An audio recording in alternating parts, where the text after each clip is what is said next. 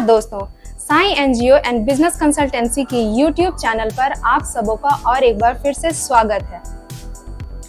क्या आप एक एनजीओ चला रहे हैं या एनजीओ शुरू करने की सोच रहे हैं? आपको अपने एनजीओ के लिए फंड कैसे मिल सकती है और अगर आपको फंड मिल गई है तो आपको उसमें टैक्स एग्जेम्पशंस कैसे मिलेगी, इसी से जुड़ा हुआ हम आज एक ऐसे ही टॉपिक पर बात करने वाले हैं जो किसी भी एनजीओ के लिए बहुत ही ज़रूरी होती है।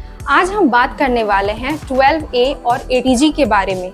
12A ATG होती क्या है या किसी भी एनजीओ के लिए क्यों ज़रूरी होता है और आप इसे कब अप्लाई कर सकते हैं और इसके लिए आपके पास कौन कौन से डॉक्यूमेंट्स की आवश्यकता होती है।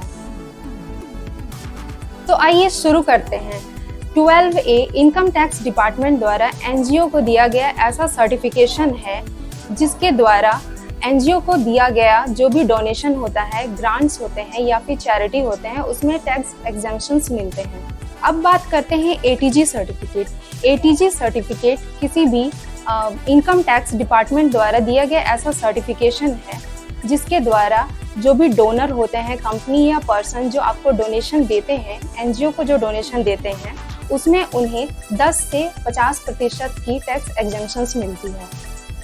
तो बेसिकली 12A ATG सर्टिफिकेट किसी भी एनजीओ के लिए बहुत ही मैंडेटरी होती है अगर आप कोई भी ग्रांट या डोनेशन लेते हैं। उसके बाद बात आती है कि हम 12A और ATG के लिए कब अप्लाई कर सकते हैं। जैसे कि अगर आपकी कोई एनजीओ आज रजिस्टर्ड हो जाती है, प्रॉपर एक ऑर्गेनाइजेशन बन जाती है, आप जस्ट उसके दूसरे ही दिन 12A और ATG के लिए अप्लाई कर सकते हैं और आपको प्रोविजनल सर्टिफिकेशन प्रोवाइड हो जाती है जिसकी वैलिडिटी होती है 3 साल तक। अब इसके बाद बात आती है कि इसके बाद अब क्या करना होगा।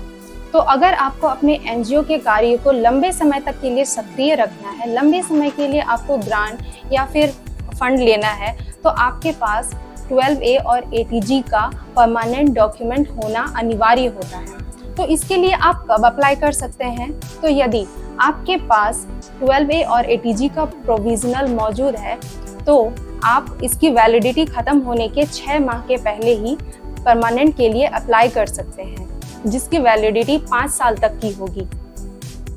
या अगर आपने कोई डोनेशन लिया हुआ है तो 6 माह के भीतर ही आपको 12A और ATG के लिए अप्लाई करना होता है। अब इसके बाद आती है कि इसके लिए आपको कौन कौन से डॉक्यूमेंट की आवश्यकता होती है।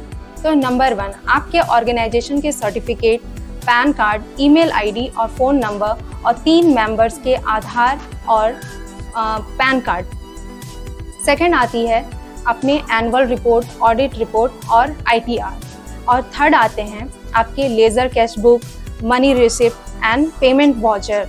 उसके बाद आते हैं बैंक स्टेटमेंट, फिर दर्पण ID और अगर आपने कोई डोनेशन लिया हुआ है तो डोनर का पैन कार्ड।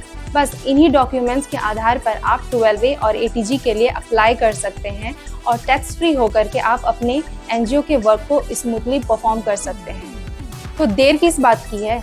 अगर आपको अभी 12A और ATG के लिए अप्लाई करना है या इनसे जुड़ी और भी कोई जानकारी लेनी है तो आप हमारे दिए गए नंबर पर हमें कांटेक्ट कर सकते हैं और एनजीओ से संबंधित बाकी और भी कार्य के लिए आप इंक्वायरी कर सकते हैं या हमारे सर्विस ले सकते हैं। अगर आपको यह वीडियो अच्छी लगी हो, जानकारी से भरपूर लगी हो, तो प्लीज़ इस वीडियो को ज़रूर से लाइक कर दें और जितना हो सके इस वीडियो को शेयर ज़रूर करें। इससे हमें भी मोटिवेशन मिलती है और हम ऐसे ही आपके लिए निरंतर वीडियोज़ लाते रहेंगे। इसके लिए आप अपने बेल आइकन को भी हमेशा ऑन रखें। Thank you.